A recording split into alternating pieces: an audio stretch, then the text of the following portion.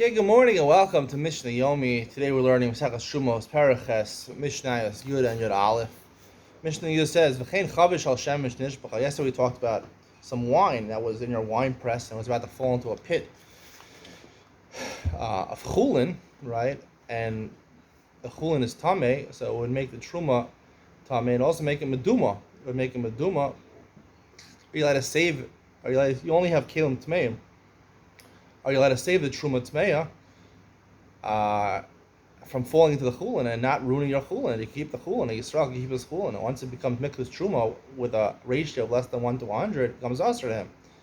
So we mentioned the halakha is if you can save a revius, then you should vitara. Then you should. If not, then it's a machlokas. Rabbi Yeshua says you can't be. It's a mitzvah mishmeres truma. So you have to be shomer truma. You can't, which tells me I can't make truma tamei. So to save it and kill him to him, there's no brera. It's an issur in the Torah. Rabbi Yeshua says, no, we do that, okay?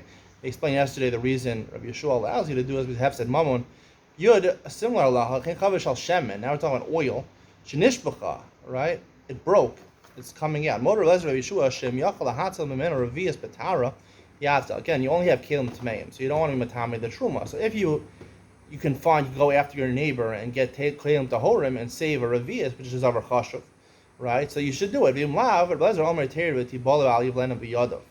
Right, here it's going to be absorbed in the ground. You're going to lose the shemen. You lose the shemen. So the same machlokas. Only Rabbi Lezer says that. Rabbi Yeshua argues, not in this.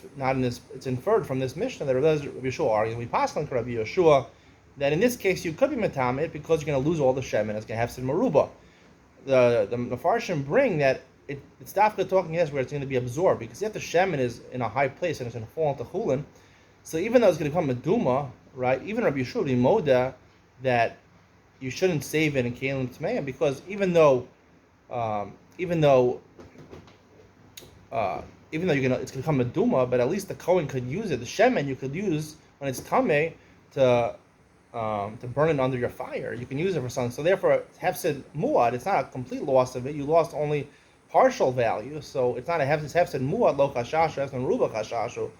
So therefore, hefsed meruba when it's going to be lost by yayin falling into the chulin, or when it comes to shemen being absorbed in the ground, you're not going to have the shemen anymore. So then Rabbi Yeshua argues and says you're allowed to matami yadayim. He explained because hefsed mamon allows you to do it. Yud Aleph alzu amar Rabbi Yeshua lo zui truma shani muzar alad milatama. Right, like he said in both cases. This is basically Rabbi Yeshua's opinion, which wasn't stated in Mishnayos Ted and Mishnah Yud. He says I'm allowed to be matami in these cases. Ella malachla.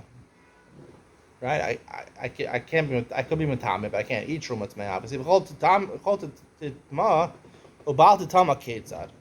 obviously he holds misheres truma, so you're not supposed to be matame truma. Where would that come into value? Over in makom lamakom, he's going on a journey. Because he has some nice, fresh baked truma bread in his hand.